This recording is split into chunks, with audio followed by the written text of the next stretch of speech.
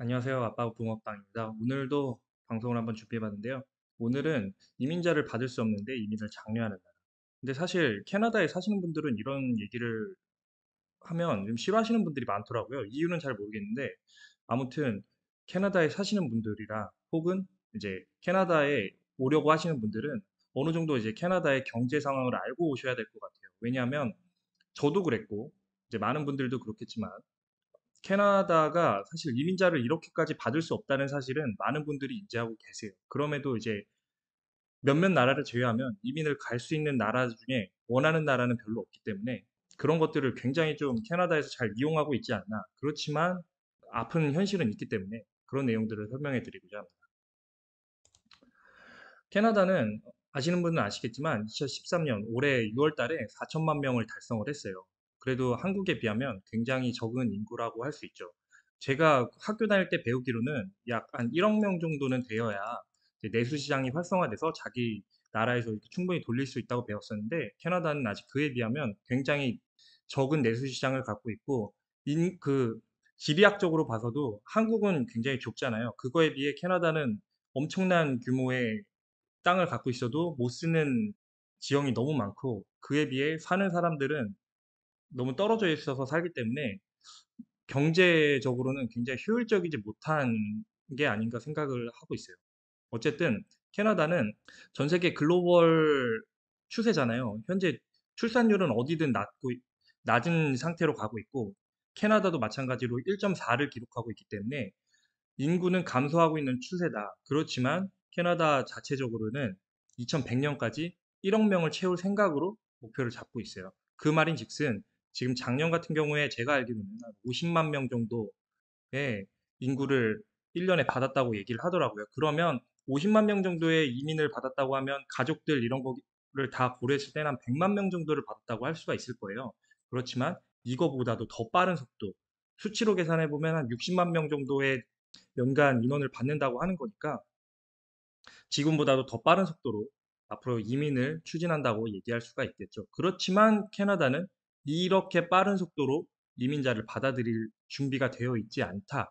게 저의 오늘의 생각이고 그런 얘기들을 해볼 생각입니다. 이 얘기들은 저만 꼭 다루고 있는 게 아니라 다른 유튜브 링크들을 2개 정도 달아드릴게요. 이게 꼭 한국인인 저 입장으로서만 보는 게 아니라 다른 유튜브들에서도 굉장히 공감 가는 내용들을 많이 다뤘거든요. 그 중에서도 이 유튜브 조회수도 굉장히 많이 나와 있고 좀 흥미롭게 다뤘던 내용은 이 브레인 드레인이라는 현상이에요. 캐나다에 있는 똑똑하고 젊은 친구들이 미국으로 떠나고 있다. 왜 떠나는지에 대한 그런 얘기들을 한번 들어보시면 충분히 공감할 만한 얘기들이 많이 있으니까 들어보시면 좋을 것 같고 또 다른 유튜브를 하나 소개해 드릴 텐데 이런 이민을 왜 받을 수 없는가? 결국에는 집이라는 얘기죠. 어떤 유튜브를 많이 보더라도 캐나다는 집을 빼놓으면 얘기를 할 수가 없어요. 제가 다른 영상에서도 많이 다뤘지만 집 올인이기 때문에 경제가 너무 안 좋다고 저는 생각을 해요. 그렇지만 오늘은 집 이야기를 하진 않을 거예요. 너무 뻔하기도 하고 저의 오늘 포인트는 주객이 전도됐다. 집이 먼저가 아니라고 생각해요. 왜 그런지 오늘 한번 얘기를 해보겠습니다. 캐나다는 인구 1억을 목표로 하고 있어요. 약 현재 2배 이상을 얘기를 하는데 캐나다에 오시는 분들, 지금 한국에서 보시는 분들은 잘 모를 거예요. 어떤 일자리를 하면 자리를 잘 잡을 수 있죠? 어떤 일자리가 향후에 영주권을 따는데 좋고 어느 지역에 자리 잡을 수 있고 이런 것들만 관심이 있죠. 근데 결국에는 이렇게 인구가 많이 들어왔을 때 현재 해결이 안 되는 게 있어요. 일자리가 없어요. 캐나다는 여러분이 카페에서 보시는 그런 것보다 더 일자리가 없고 인프라가 없어요. 이런 것들을 늘리지 않고 있는 상황에서 인구를 계속 받으면 어떻게 되겠어요? 결국에 집만 문제가 되는 거고 여러분의 생활에 필요한 일자리는 없다. 그렇다고 굶어 죽을 수는 없잖아요. 그러면 이런 일자리를 늘리려면 어떻게 해야 되냐? 몇 가지 섹터들이 있겠죠. 우리가 산업별로 좀 나눠봤을 때 관광은 일자리에 많은 도움이 아마 안 될 거라고 저는 생각해요. 왜냐하면 관광지는 이미 발달돼 있고 뭐 새로운 관광지를 개척하지 않는 이상 인원이 많이 늘 수는 없겠죠. 그리고 IT 같은 경우는 고소득이잖아요. 고소득인 만큼 그 여러 명의 인구를 받을 만한 충분한 일자리를 제공하지 못한다. 왜? 고소득 임금을 다 같이 많이 주면 당연히 그거를 나눠 가질 수 있는 사람들은 워낙 적겠죠. IT 업종은 다른 거랑 연계되는 게 많이 적기 때문에 금융도 마찬가지로 많은 일자리에는 적합한 업종은 아니다. 의료, 의료는 늘리면 늘릴수록 의료도 굉장히 민감한 섹터죠. 여러분이 현재 캐나다에 알고 있기로는 무상의료를 제공하고 있는데 인구가 이런 식으로 늘게 된다면 무상의료도 결국에는 폐지가 되지 않을까 하는 생각이 있어요.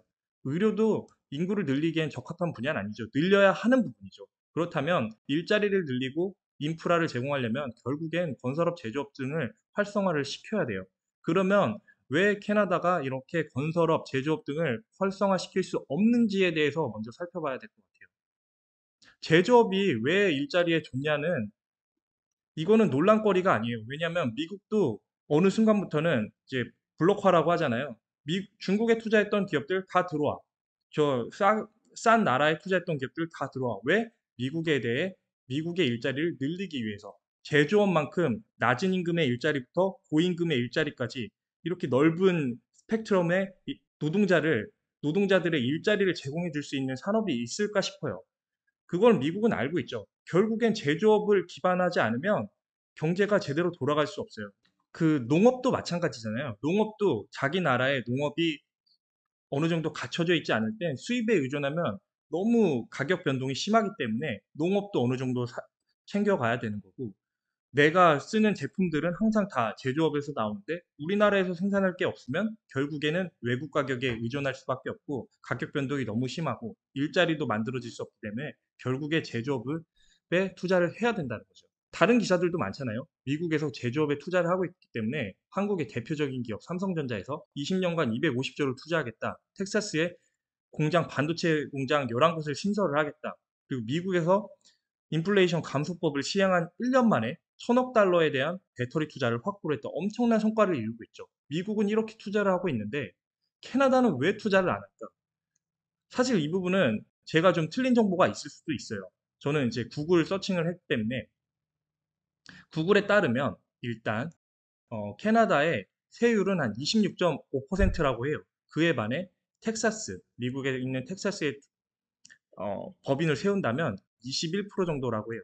벌써 갭이 5.5 정도가 발생을 하죠. 법인세에서 5.5는 제가 알기로는 엄청난 큰 숫자라고 얘기를 들었어요. 왜냐하면 대기업 같은 경우는 뭐 1조 미만으로 파는 것도 아니고 30조, 40조, 미국의 큰 기업들은 뭐 100조, 1000조 이렇게는 파는데 엄청난 그 기업들의 수익에서 5.5%라고 하는 건 상당한 금액을 의미한다고 할 수 있죠. 그런데 단순히 이런 세율만 있냐? 그렇지가 않은 게 문제죠. 캐나다는 이 세율뿐만 아니라 환율 데미지도 항상 받고 있어요. 왜냐하면 매출 1000억에 대해서 가정을 해본다면 미국은 1000억을 벌면 1000억에 대한 아까 그 세율을 내게 되겠죠. 그렇지만 캐나다는 1300이에요. 이 1300억 원에 대한 높은 세율을 내죠. 왜 1300억이냐? 국제 거래는 항상 US 달러로 하죠. 그런데 캐나다에서는 캐네디언 달러로 환산해서 세율을 낼 수밖에 없어요. 그러면 현재 환율이 한 1.36인데 1.3, 1.4 뭐 이렇게 왔다 갔다 하지만 뭐 낮을 때는 1.2까지 내려간다 하더라도 어쨌든 간 이런 환율 데미지를 먹은 상태로 높은 세율을 내기 때문에 기업들 입장에서 결코 좋은 얘기는 아니란 거죠. 그러니까 제가 여기 캐나다에 와서 지금 5년 넘게 있지만 캐나다에 어떤 제조업이 투자된다던가 제조업뿐만은 아니에요. 어떤 새로운 기업들이 캐나다에 신설을 하겠다. 이런 얘기들을 거의 들어본 적이 없어요. 아마도 이런 이유들 때문이겠죠. 높은 세율과 환율 데미지. 이걸 감안하고 그렇게 매력적인 거냐? 그렇게 매력적인 나라냐? 그렇지 않죠. 왜? 처음에 말씀드렸듯이 내수 시장도 4천만 명의 인구를 가지고 이런 높은 세율, 높은 환율 데미지. 이거를 감안하느니 차라리 저 같으면 미국을 간단 말이죠. 그럼에도 불구하고 얼마 전에 SK 배터리, SK온으로 이름을 바꿨죠. SK온, 포드, 에코프로비엠이 캐나다의 이제 퀘벡 쪽에 배터리 공장을 신설한다고 추진을 한다고 라고 알고 있어요. 얼마 전에 구글 검색을 해봤는데 정확하게 짓겠다 한 게 아니고 이제 그쪽으로 계획을 하고 있다. 그러면 캐나다 정부에서 한 6,400억 정도를 지원을 해주겠다. 반 정도 되는 금액이죠.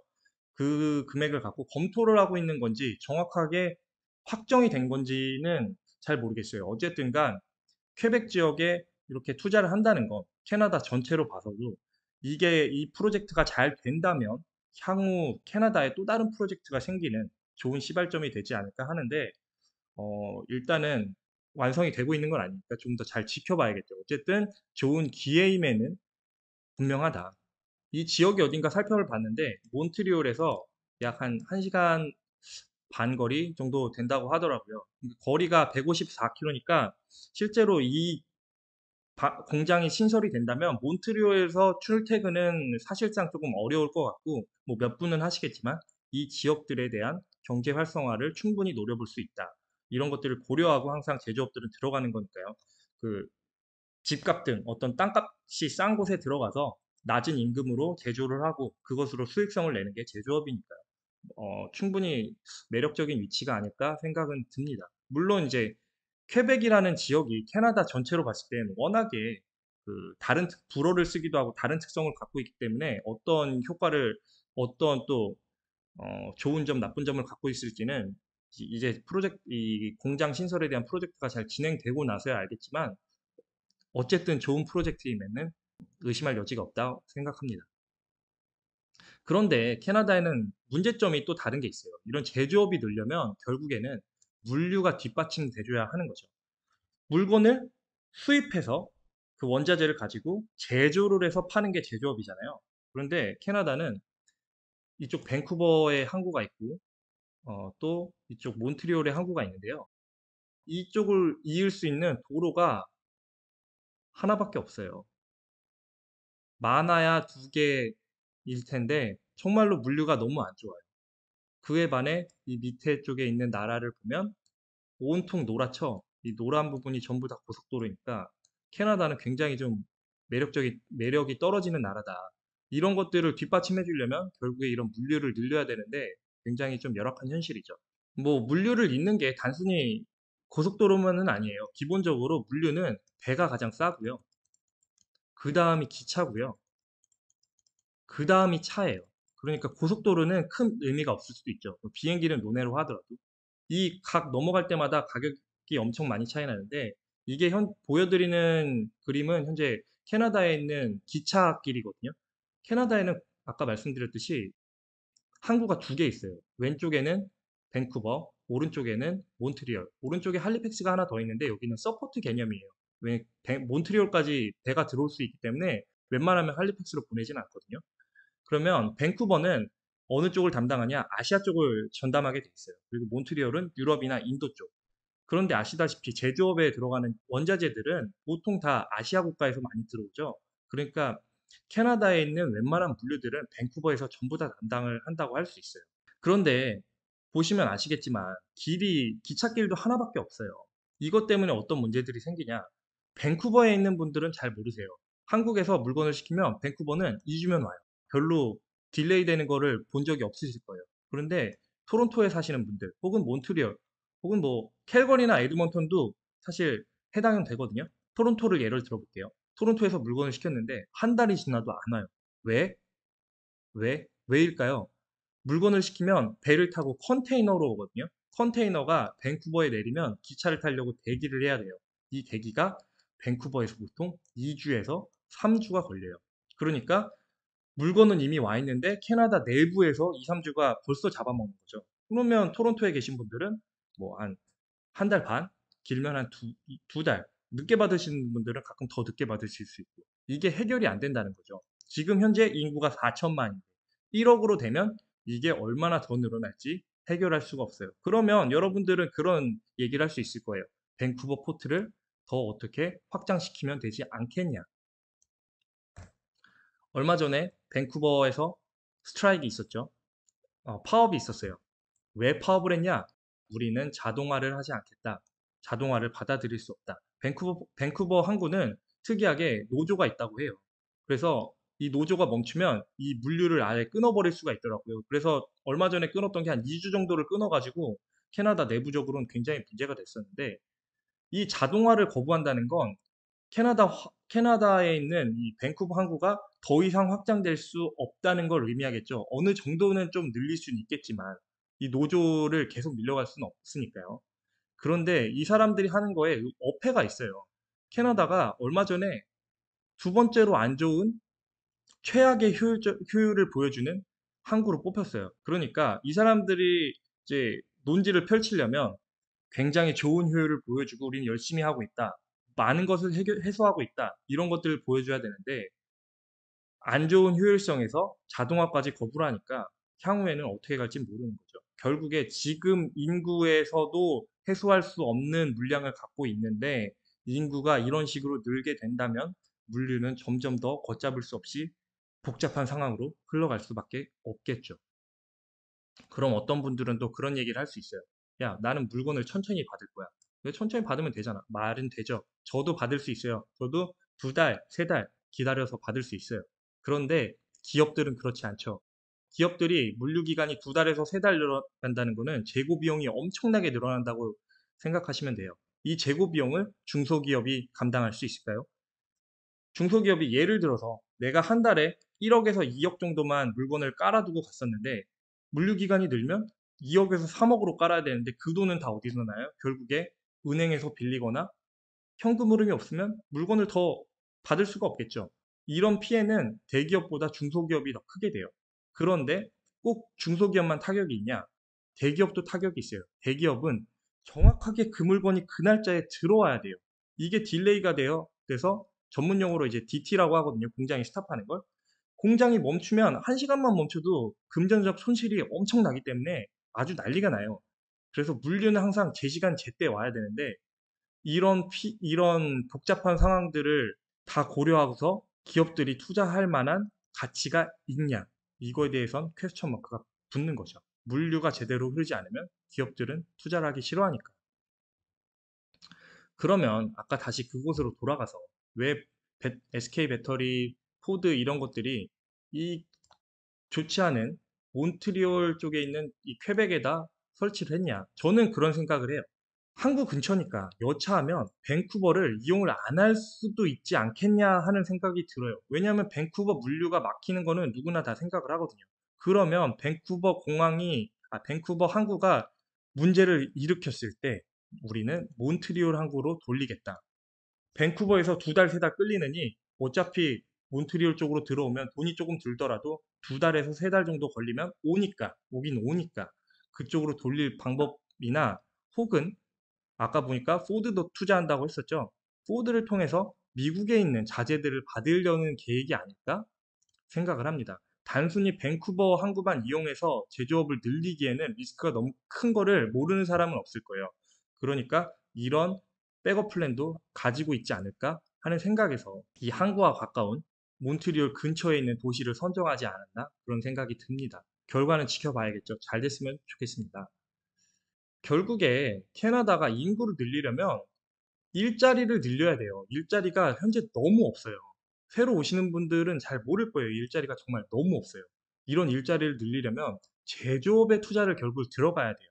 제조업에 투자를 들어가서 뒷받침해 줄 수 있는 다른 것들을 간접 투자가 일어나게 해야 되는데 제조업에 투자를 하려면 물류 투자를 해야 돼요. 아까 말씀드렸듯이 고속도로가 없고요. 기찻길이 없어요. 그리고 항구가 없어요. 이런 물류에 대해 투자를 해야지 기업들이 투자할 만한 매력이 생길 거고 기업이 투자를 하면 그 근방에 주택 건설을 하겠죠. 우리가 일자리도 없는데 주택만 무조건 짓는다고 그 지역에 가서 사람이 사는 건 아니니까요. 그런데 여기서 퀘스천 마크가 하나 더 붙어요. 그러면 이 엄청나게 돈이 많이 들어가는 물류에 대해서 누가 투자할 거냐? 아무도 언급을 안 하죠. 우리는 모두 주택에만 집중을 하고 있어요. 저는 이거는 주객이 잘못됐다고 생각을 해요. 왜? 물류를 투자해야 기업이 투자를 하고 주택을 건설할 수 있는데 주택만 짓는다고 일자리가 없으면 어디서 일하죠?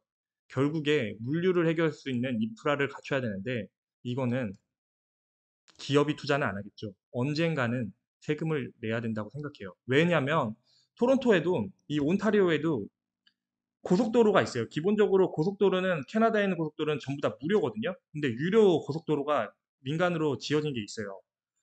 정말 거기는 텅텅 비었고 이용을 잘 안 해요. 왜? 너무 비싸니까. 특별히 회사에서 금전적으로 지원해주지 않는 이상 혹은 엄청 부자가 아닌 이상 이용할 이유가 없어요. 너무 비싸니까. 한번 이용할 때마다. 이거를 단순히 이런 인프라들을 민간에만 맡기기에는 그 비용이 결국에는 소비자, 이쪽 국민에게 전가되는 비용이 너무 어마어마하다. 기업이 투자해서 국민에게 가든 아니면 국민이 세금을 내서 물류에 가든 어쨌든 해결해야 하는 현실인데 아무 정치인도 지금 어떤 뉴스 기사에서도 잘 찾아볼 수는 없는 것 같아요. 그렇지만 알고는 있을 거라고 생각은 합니다. 이게 세금으로 빠져나갈 거는. 그렇다면 이대로 캐나다 인구가 늘면 어떻게 되냐? 주택을 마구마구로 짓겠죠. 지금 다른 영상에서도 어떤 영상에서도 보시겠지만 집이 없다. 그럼 집을 지으면 어떻게 되냐? 우리는 교통체증 그리고 물류가 꼬이는 걸 체감할 수 있겠죠. 그럼 더욱더 기업들이 투자를 안 하겠죠. 악순환의 시작인 거죠. 주택은 지어서 사람들은 오라고 했는데 물류는 안 되고 기업 투자는 감소하고 일자리는 모자라지겠죠. 결국에 사람들은 떠날 거라고 생각해요. 더 좋은 나라. 물론 캐나다가 영어권 국가이기 때문에 그거 하나만으로도 메리트는 있는 거지만 정말 리세션이 오고 경기 침체가 온다면 그때까지도 사람들이 계속 이쪽 캐나다로 들어올 거라는 거는 사실 미지수죠. 결국에 제가 생각하는 건 이런 인프라들, 일자리들을 받을 준비를 하나도 안 해놓고 캐나다가 나름 G7이라는 이름을 지키기 위해서 이 GDP 성장을 위한 이민자를 받는 게 아닌가 생각을 합니다. 결국에 캐나다는 물류, 인프라와 제조업 투자라는 이런 큰 과제를 안고서도 누구 하나 해결할 수 있는 지금 딱히 방법을 찾지 않고 있는 그런 현실이라는 걸 조금은 알고 오셨으면 좋겠습니다. 물론 이게 꼭 저만의 얘기라는 게 아닌 건 아실 거예요. 앞에 제가 추천드렸던 유튜브도 한번 보시고 캐나다 전반적인 경제 상황이 어떤 거지를 아시고 이민 준비를 하셨으면 좋겠습니다. 네, 오늘도 시청해 주셔서 감사하고요. 다음에 또 좋은 주제로 만나 뵙도록 하겠습니다. 감사합니다.